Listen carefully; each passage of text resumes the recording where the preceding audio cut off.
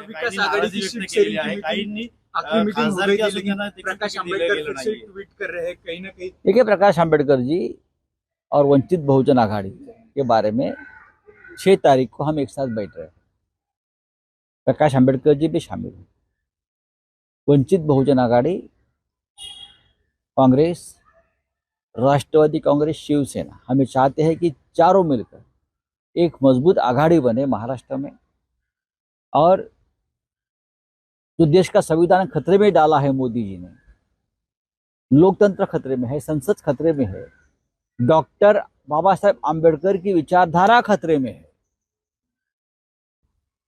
तो प्रकाश आंबेडकर जी ऐसा कोई काम नहीं करेंगे जिससे ऐसे विचारधारा को ताकत मिले।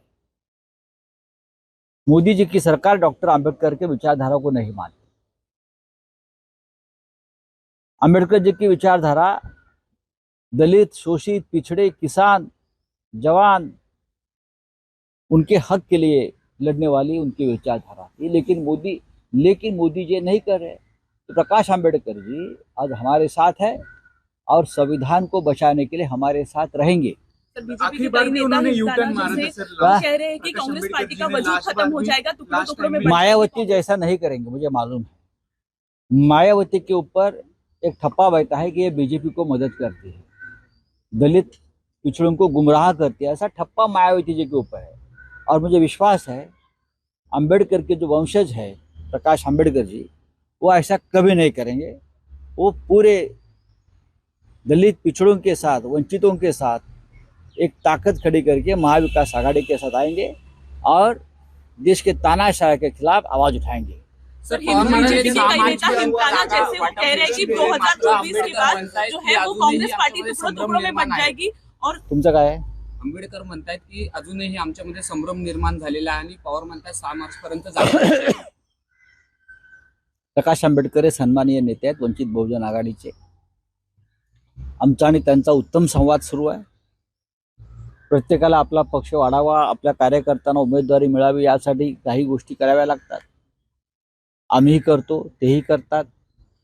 आमच्यामध्ये हुकुमशाही विरुद्ध लढण्याच्या संदर्भात कोणतेही मतभेद नाहीत। मग ते माननीय शरद पवार असतील, माननीय उद्धव ठाकरे साहेब असतील, नाना पटोले असतील किंवा बाळासाहेब थोरात असतील, काँग्रेसचे नेते कोणी असतील, आमचं सगळ्यात पहिले ध्येय आहे महाराष्ट्र आणि देश हा हुकुमशाही मुक्त करायचा। भारतीय जनता पक्षानं डॉक्टर बाबासाहेब आंबेडकरांची विचारधारा, त्यांनी निर्माण केलेलं संविधान हे पायधळीत तुडवण्याचं काम सुरू केलं आहे।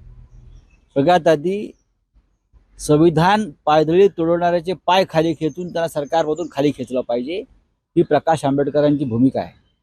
आणि त्यासाठी सगळ्यांच्या एकीची वज्रमूठ आवश्यक आहे। आम्ही उद्या 6 तारखेला एकत्र बसतो आहोत आणि मला खात्री आहे की प्रकाशजी हे राष्ट्रीय प्रवाहात सामील असल्यामुळे ते पूर्णपणे देशाच्या जनमानसाचा अंदाज घेऊन, माहिती घेऊन इंडिया आघाडी, महाविकास आघाडी यांच्या सोबत राहतील।